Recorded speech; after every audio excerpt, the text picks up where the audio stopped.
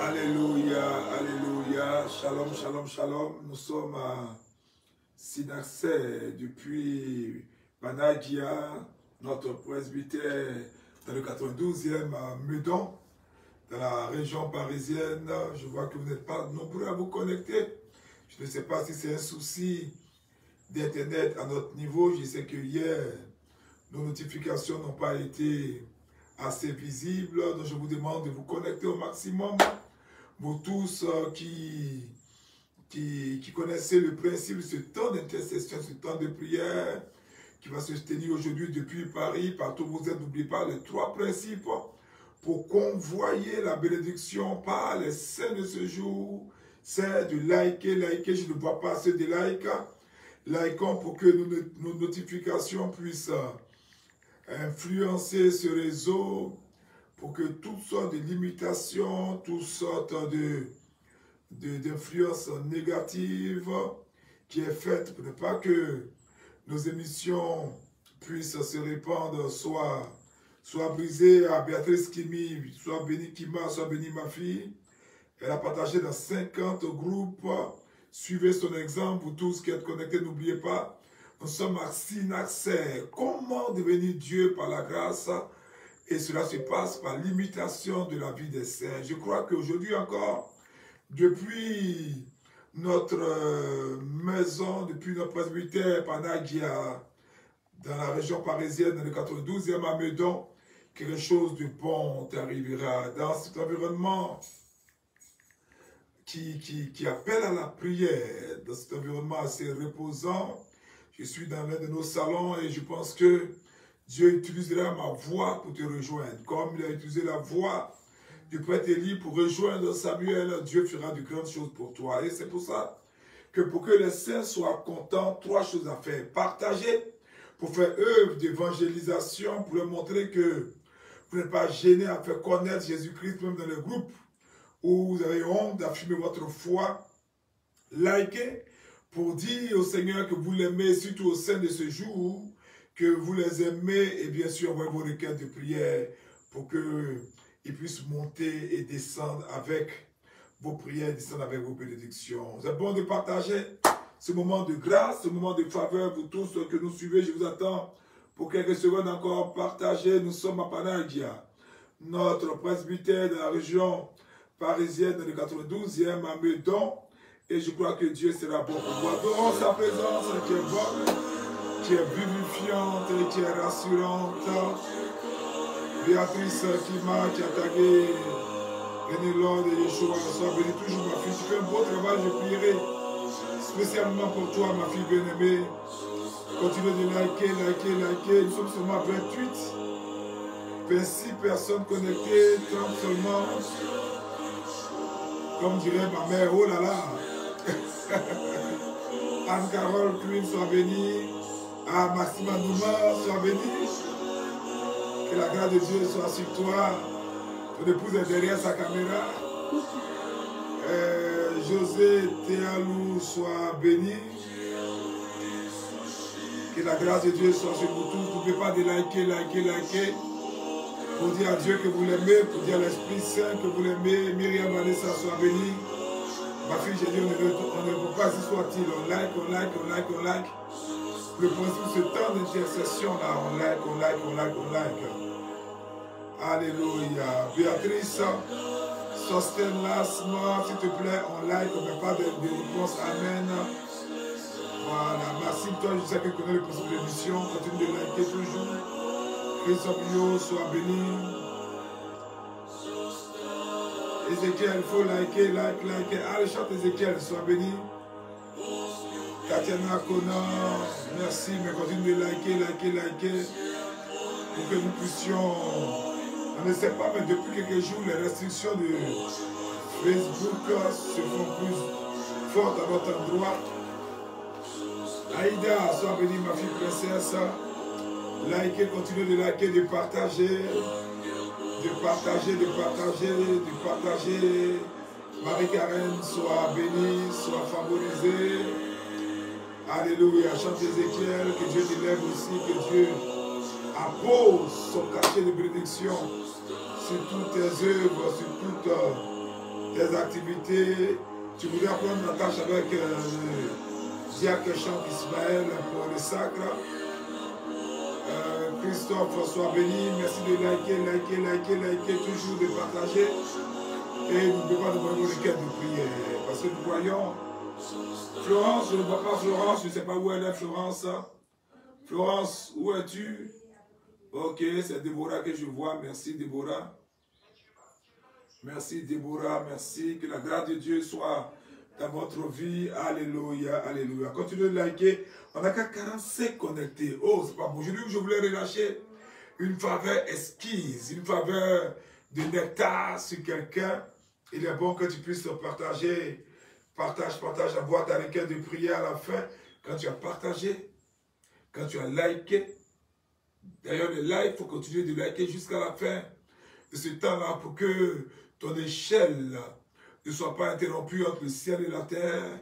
Envoie par la suite ta requête de prière et c'est sûr que Dieu te répondra là où ton attente est plus grande. N'oubliez pas Synaxaire qui s'inscrit dans la dynamique des ordinations et du sacre dans la période du 9 au 14 juin.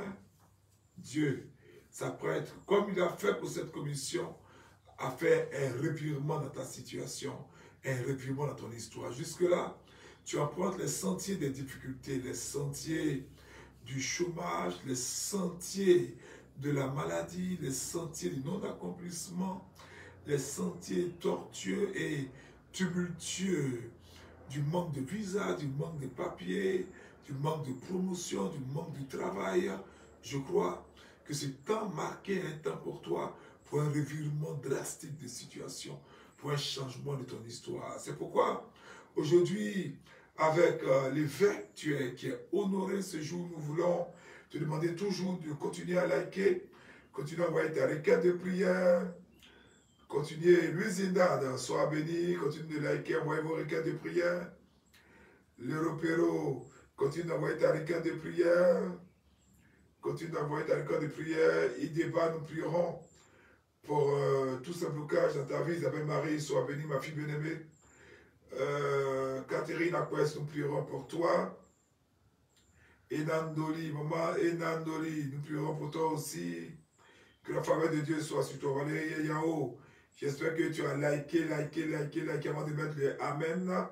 N'oubliez pas, Synaxère n'est pas une émission, Synaxère est un temps d'intercession, un temps mystique où les saints, ceux qui ont déjà fait le chemin, qui savent comment on y arrive, qui savent comment faire descendre les grâces, ceux-là sont avec nous, ceux-là prient avec nous, ceux-là intercèdent avec nous. Aujourd'hui, jeudi 12 mai, tout à l'heure, je demanderai au patriarche que nous recevrons à dîner dans notre presbytère de prier spécialement pour vous. Je vais mettre l'émission d'aujourd'hui. Je vais demander de faire d'acte prophétique si il veut bien d'étendre sa main pendant que tous vos noms vont défiler avec vos requêtes de prière. N'oubliez pas, Dieu, en dehors du temps, il est en dehors du temps et de l'espace. Pour lui d'ailleurs, un jour est comme 1000 ans, et le même hier, aujourd'hui et éternellement. Et Moïse, qui a eu la révélation, nous l'a montré comme étant le grand je suis. Aujourd'hui, jeudi 12 mai, nous célébrons Saint Épiphane, évêque de Salamine à Chypre. Notre père dans la foi, Saint Épiphane, est né vers l'an 315, bon, d'autres disent 308, dans une modeste famille juive d'un village dont je vais vous prononcer le nom un peu difficile, Bézandouk. Voilà, près de l'Eutéropolis, en Palestine. Et à la mort de son père, il va être adopté par un docteur de la loi qui s'appelait Tryphon.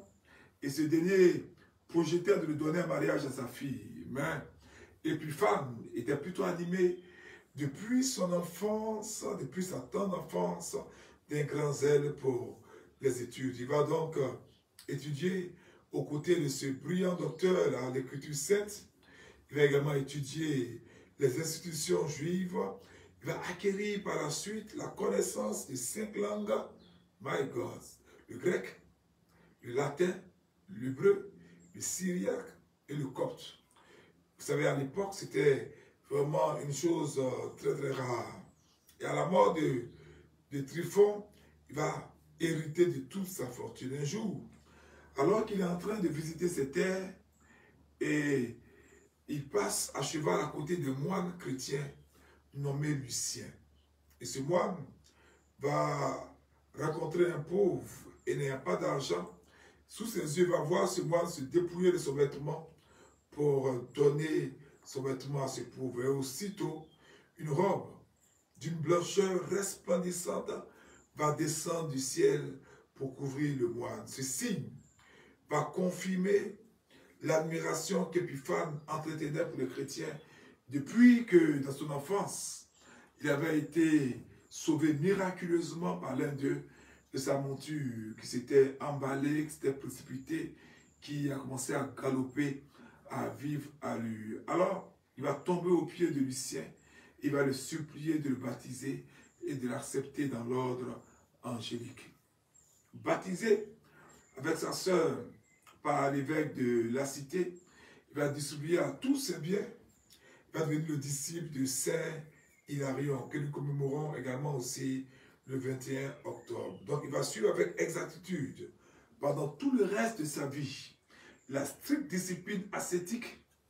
Les mystères et les figures de l'Ancien Testament vont prendre alors tout le sens dans la lumière du Christ pour lui, et il va s'adonner avec encore plus d'ardeur à l'étude, et curieux de connaître le mode de vie des moines d'Égypte, il va entreprendre un long voyage dans cette terre d'élection qui était la terre favorisée de la vie ascétique. Il va alors s'informer aussi sur les doctrines professées par diverses sectes et hérésies qui, à cette époque, c'était vraiment le moisson qui pullulait à cette époque-là. Il va rassembler ainsi les éléments de son traité monumental contre toutes ces hérésies-là qu'il va rédiger au soir de sa vie. Il va échapper de peu aux entreprises de ceux qu'on appelait les manichéens, c'est-à-dire ces personnes qui apprécient les choses selon les principes absolus du bien et du mal, sans nuance et sans état intermédiaire. Donc ces manichéens-là vont chercher à le tuer et il va donc rentrer en Palestine. Après 4 années, il va fonder un monastère non loin de son village natal, auprès du tombeau du prophète Habakkuk. Il va diriger ce monastère en toute sagesse pendant 30 ans. On raconte que par sa prière, il va faire jaillir de l'eau de la terre desséchée et que les cellules de moines vont être construites par des bédouins. Or, qui sait toute la méchanceté de ces peuples nomades arabes qui souvent attaquaient les chrétiens, mais ceux-ci avaient été témoins de ces miracles et donc vont les aider à construire les cellules de ces moines. Par l'invocation du nom seulement du Christ et grâce à son don de clairvoyance, cet Épiphane va chasser les démons qui tourmentaient les villageois et certains de ces moines. Il va délivrer aussi la contrée d'un lion redoutable qui mangeait les hommes. Il va répandre largement les aumônes dans toute la région. Mais c'est surtout par son charisme d'enseignement et d'interprétation des Écritures. N'oubliez pas, déjà à l'époque, on l'a dit tout à l'heure, il parlait lui couramment 5 langues dans lesquelles étaient écrits la plupart des documents. Et donc, c'est par ce charisme d'enseignement et d'interprétation des Écritures qu'il va briller comme un astre sur toute l'Église. Il va réaliser par la suite le danger que représente pour l'Église ce qu'on appelait à l'époque la sagesse hellénique, qui venait bien sûr une sagesse qui s'appuyait sur la philosophie qui était enseignée en Grèce et même dans les pays latins, et qui était à l'époque source de beaucoup d'hérésies. Alléluia. Il va s'employer pendant toute sa vie à lutter vraiment pour la défense de la véritable foi. On raconte même que, selon la tradition, un philosophe célèbre est venu d'Édesse au monastère de Saint-Épiphane pour discuter des Saintes Écritures et ils vont débattre longtemps sur le mystère de la création. Et Épiphane, tenant à main la Sainte Bible et le philosophe les écrits d'Hésiode, et bien que la lumière de la vérité va éclater, ce philosophe va rester bien sûr obstiné. Mais lorsqu'il voit Épiphane guéri et possédé par l'invocation du nom de Jésus-Christ, le philosophe va renoncer à la vaine sagesse et il va demander à être baptisé.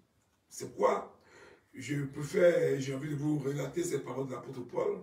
Mon discours ne consiste pas, ou bien ma prédication ne consiste pas en des discours persuasifs de la sagesse humaine, mais une démonstration d'esprit et de puissance. Si nous passons notre temps à citer seulement les Écritures sans que cette parole ne soit accompagnée de la démonstration de puissance, les sages de ce monde nous écouteront, mais ils hocheront la tête et ils continueront les suivre. Mais ce philosophe a été transformé par le miracle auquel il a assisté. Il va demander donc le baptême. Ce philosophe-là, il va être ensuite ordonné prêtre.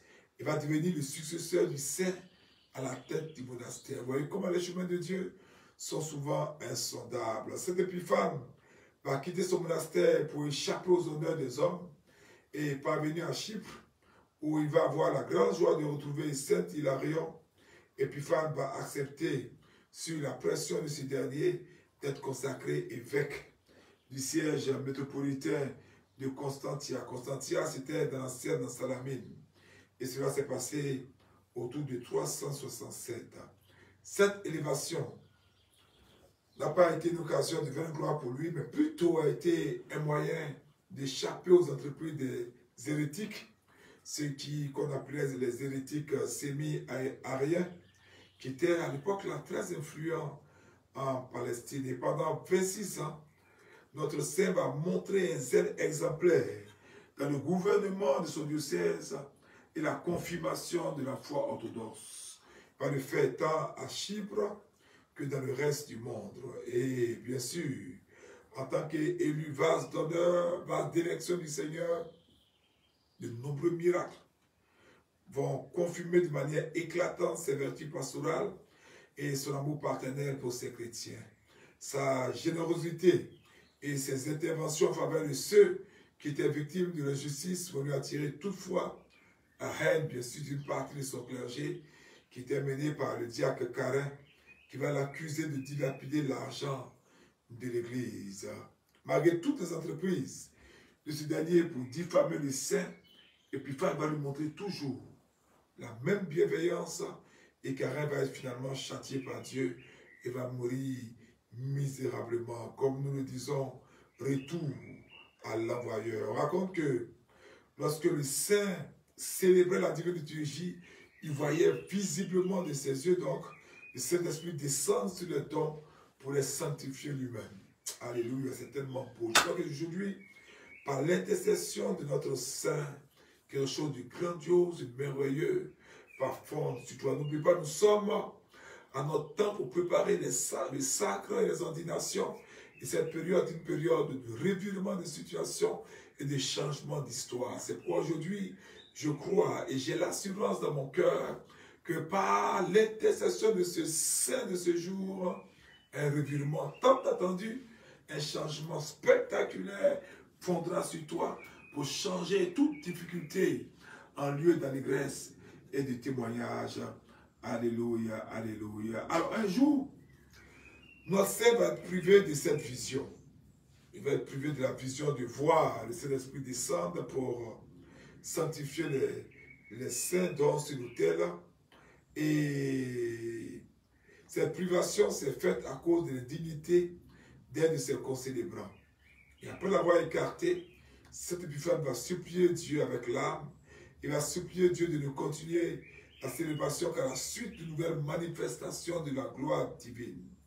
Et c'était quelqu'un qui était très attentif à l'intégrité morale de son clergé. Le saint prélat voulait que ces clercs soient par la vertu un digne ornement pour l'épouse du Christ. Aussi, il va transformer son palais épiscopal en monastère où il va mener la vie commune avec plus de 70 clercs.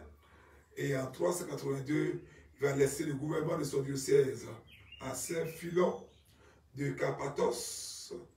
Et Épiphane va se rendre à Rome accompagné de Saint Jérôme et de Paulin d'Antioche. Bien sûr, dans le but de résoudre en faveur de ce dernier le schisme d'Antioche.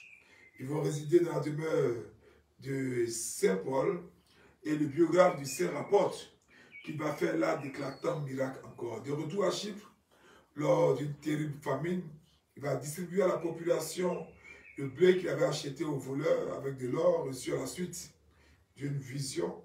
Et dans son zèle pour extirper de la théologie chrétienne toute trace d'hellénisme, cet Épiphane va concentrer particulièrement ses efforts contre les doctrines d'origine, alors très aimées chez les moines de Palestine. En 393, il va prendre la parole à Jérusalem à l'occasion de la fête de la dédicace de la basilique de la résurrection.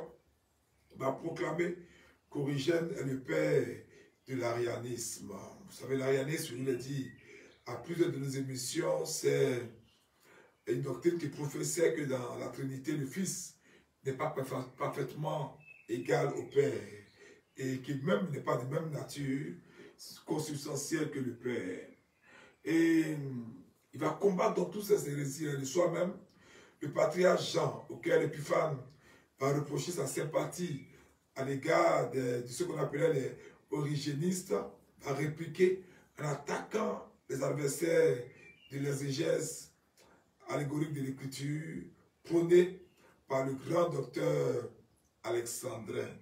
La querelle va s'envenimer et va prendre une large ampleur, surtout lorsque Saint Jérôme va se ranger aux côtés d'Épiphane contre le patriarche Jean et son ancien ami Rufin d'Aquilée. Épiphane va par la suite s'éloigner de la cité tourmentée, va se rendre quelque temps dans son monastère de l'Hétéropolis, puis il va retourner dans son diocèse sans pour autant abandonner un combat au cours duquel son caractère ardent et sa simplicité vont le porter à des prises de position extrémistes.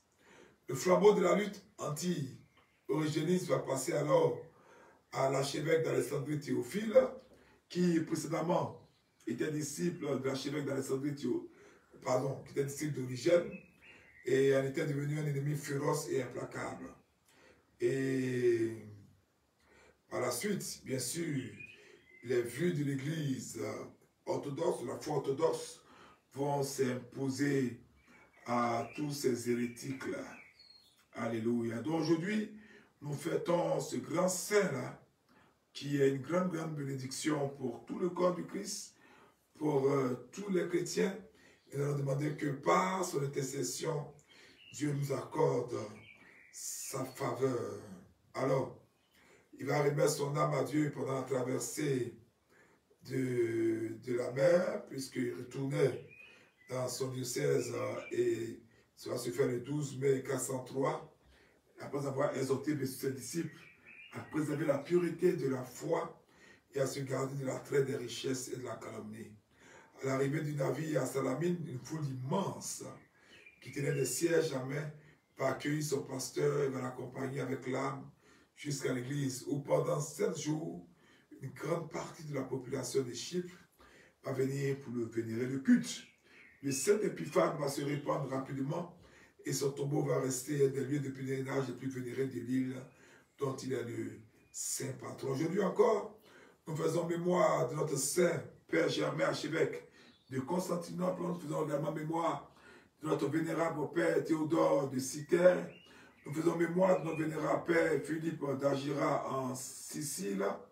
Mémoire du saint Néomatie Jean de Cérèse. Mémoire du saint Néomatie Jean de Valaque qui a été pendu à Constantinople.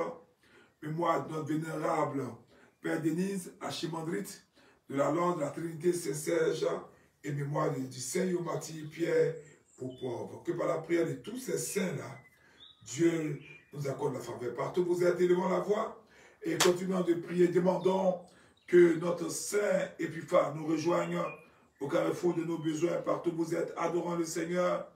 Nous allons monter vers lui notre hymne, action de grâce. Demandons à Dieu, par l'intercession de son Saint, de nous visiter puissamment, de nous accorder sa faveur et sa bénédiction, Saint Épiphane, et tous les saints de ce jour, depuis Panagia, notre presbytère, dans le 92e, dans ce beau quartier de Meudon. Demandons que la faveur de Dieu descende sur nous tous qui nous suivez, vous tous qui nous suivez, vous tous qui nous suivez, vous tous qui intercédez pour nous. Demandons la grâce et la faveur de Dieu. Demandons la miséricorde pour toute personne antichrist qui nous suit et qui profère des blasphèmes. Demandons que Dieu nous rejoigne. Prions. Pendant ce temps d'intercession, prions ces points de prière. Je crois que par ces points de prière, Saint Épiphane nous rejoindra. Je demande la grâce. Ce qui m'a touché sur ce saint-là, c'est que déjà à l'époque, il était polyglotte. Donc, il parlait 5 langues à la fois. Et prions pour être connectés pendant ce temps d'intercession à cette grâce de maîtriser aussi plusieurs langues. Et vous tous qui êtes dans les écoles, tous les étudiants, tous ceux qui demandent la grâce des langues, la grâce de parler plusieurs langues, même la grâce de parler en langue, la grâce de parler également plusieurs langues, tous ceux qui ont besoin de maîtriser une langue dans leur pays d'adoption, qui sont d'études, tous ceux qui doivent parler une langue pour obtenir des papiers, que cet Épiphane délivre votre langue en ce jour et vous facilite la compréhension de la langue au nom puissant de Jésus. Prions le Seigneur, élevons la voix partout où vous êtes et demandons l'intercession de cet Épiphane pour que nous puissions maîtriser ces langues et prier et avoir plusieurs langues au nom de Jésus-Christ de Nazareth. L'histoire de ce saint dit qu'il raconte Lucien, un moine pauvre qui n'avait pas d'argent, allait se dépouiller de son vêtement pour le donner aux pauvres. Lorsqu'il a fait une robe blanche resplendissante est descendue du ciel. Je prie ce matin, mon Seigneur, je ne sais pas comment arrêter la robe d'une blancheur étincelante qui a recouvert ce moine parce qu'il avait assisté un pauvre. Tu vas prendre une offrande et tu vas chercher des pauvres autour de toi ou bien tu vas aller dans un orphelinat. Et pendant que tu fais ton don, je prie pour toi pour que toute robe de misère, de pauvreté soit ôtée de toi, pour que tu resplendisses une robe de faveur, de sainteté et de grâce. Au nom de Jésus-Christ de Nazareth. Tout le monde, vous tous qui êtes connectés, qui voulez. Là, je m'adresse aux étudiants. Nous sommes dans la période d'examen, nous approchons la période d'études. Prions pour que vous tous qui êtes en période d'examen, qui composez, je pense à ma fille Oriana qui est en examen, que Dieu vous accorde par l'intercession de Sainte Épiphane, des études brillantes, des examens réussis avec succès. Faisons de Sainte Épiphane notre ami fidèle pour nous rappeler ce que nous avons oublié, qui intercède pour nous, pour que nous ayons l'intelligence, la mémoire fécondée, la mémoire rafraîchie, dans le nom de Jésus-Christ de Nazareth. Prions le Seigneur, je prie avec vous. Prions en langue. Pour ceux qui prient en langue, prient avec notre intelligence. Pour ceux qui prient avec leur intelligence. Rakabazo, rebo shintarabazo. Bazule ketelebo shado lebesi katalabacados. Et terminons ce temps d'intercession en priant pour tous ceux qui sont oppressés par les démons. Tout à l'heure, en parlant de ces saints, je vous ai dit que non seulement ils priaient pour chasser tous ceux qui étaient oppressés par les démons, mais ils priaient aussi pour ceux qui étaient victimes de l'injustice. Demandons que par l'intercession de Saint Épiphane, qu'il soit notre fidèle défenseur. Invoquons son nom dans toutes les situations ce jour et que tout esprit qui nous oppresse, tous ceux qui subissent des obsessions, des oppressions démoniaques, tous ceux qui sont attaqués par l'esprit de sorcellerie, que le pouvoir de ces démons soit brisé. Ces esprits de mari de nuit, de femme de nuit, les esprits succubes et incubes, quitte votre vie par l'intercession de ce grand exorcisme, Saint Épiphane. C'était Monseigneur Achia-Paco-Marie depuis Panagia, notre maison dans le 92e à Meudon. Je vous donne la bénédiction, que la faveur de Dieu soit sur vous au nom du Père et du Fils et du Saint-Esprit. Amen.